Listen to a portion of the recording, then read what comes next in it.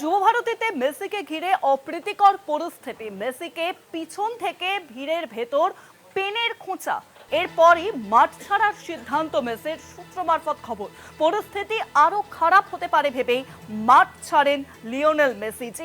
যে খবর সামনে আসছে যে যুবভারতীতে মেসিকে ঘিরে যে অপ্রীতিকর পরিস্থিতি তৈরি হয়, মেসিকে পিছন থেকে যে অতিরিক্ত ভিড় দেখা যায়, সেই ভিড়ে নাকি পিছন থেকে কেউ পেনের খোঁচা দেয়, আর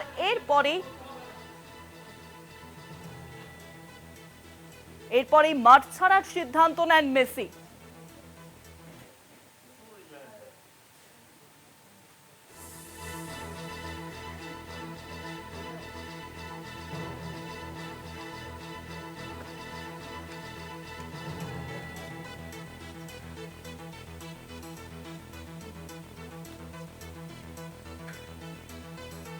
তেরোই ডিসেম্বর যুবভারতীতে এসেছিলেন লিওনেল মেসি এবং তাকে ঘিরে যে বিশৃঙ্খলা তৈরি হয়, একাধিক অভিযোগ সামনে আসে। সেইখানে যে আমরা দেখি যে অপ্রীতিকর ভিড়ের পরিস্থিতি তৈরি হয়, সেই ভিড়ের জেরে হাজার হাজার টাকার টিকিট কেটে যে মানুষজন গ্যালারিতে বসেছিলেন তারা এক বিন্দুও দেখতে পেলেন না মেসিকে। এই একাধিক অভিযোগ যখন উঠেছে, এই মুহূর্তে যে বড় খবর যে ক্রীড়ামন্ত্রী পদ থেকে অরূপ বিশ্বাস তিনি ইস্তফা পত্র দেন, ইস্তফার ইচ্ছা প্রকাশ করেন এবং সেই ইস্তফা পত্র ইতিমধ্যে গ্রহণও করেছেন মুখ্যমন্ত্রী মমতা বন্দ্যোপাধ্যায়। সেট গঠন করা হয়েছে, তদন্ত চলছে।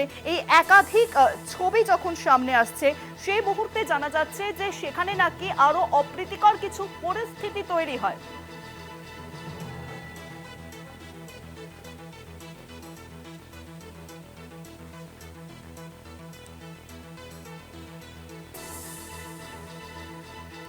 আর এই বিষয়ে আরো বিস্তারিত আলোচনা করব। ফোন লাইনের সঙ্গে রয়েছেন কলকাতা টিভির যুগ্ম সম্পাদক গৌতম ভট্টাচার্য। গৌতম দা, লিওনেল মেসির কলকাতার শিডিউল টাইম ছিল 70 মিনিট এবং তিনি 20 মিনিটেই মাঠ ছাড়েন। ঠিক কি কারণ তৈরি হয়, কি পরিস্থিতি তৈরি হয় যার জেরে 20 মিনিটেই মাঠ ছাড়তে বাধ্য হন লিওনেল মেসি? দেখো, 20 মিনিট কিনা আমি জানি না, আমার ধারণা একটু 20 মিনিটের বেশি হবে, হয়তো আধ ঘন্টা হবে। কিন্তু দিল্লিতে তার ম্যানেজার কালকে বলেছেন যে যখন দিল্লিতে মেসি নামেন তারপরে মেসিকে কিভাবে গার্ড করতে হবে সেসব যখন তিনি ছিলেন, তখন তিনি এটা বলেছেন যে কলকাতাতে একটা পেনের খোঁচা মেসি অনুভব করেন পেছন থেকে। এবার এই পেনের খোঁচাটা হতে পারে কোনো অটোগ্রাফ শিকারী কে, কিন্তু এটাতে তিনি খুব শঙ্কিত হয়ে যান, কারণ একটা পেনের খোঁচা অনেক সময় বোঝা যায় না যেটা অ্যাকচুয়ালি পেনই কিনা। এবং তখনই তিনি নিরাপত্তারক্ষী এবং ম্যানেজারকে বলেন যে মাঠে তিনি নিরাপদ বোধ করছেন না।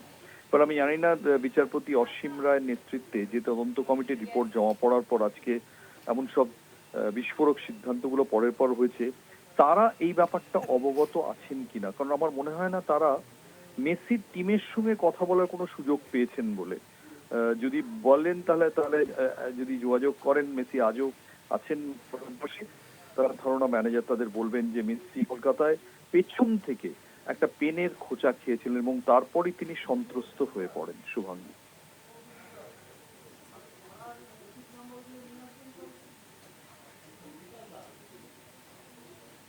অনেক ধন্যবাদ গৌতম দা। ফোন লাইনের সঙ্গে ছিলেন কলকাতা টিভির যুগ্ম সম্পাদক গৌতম ভট্টাচার্য।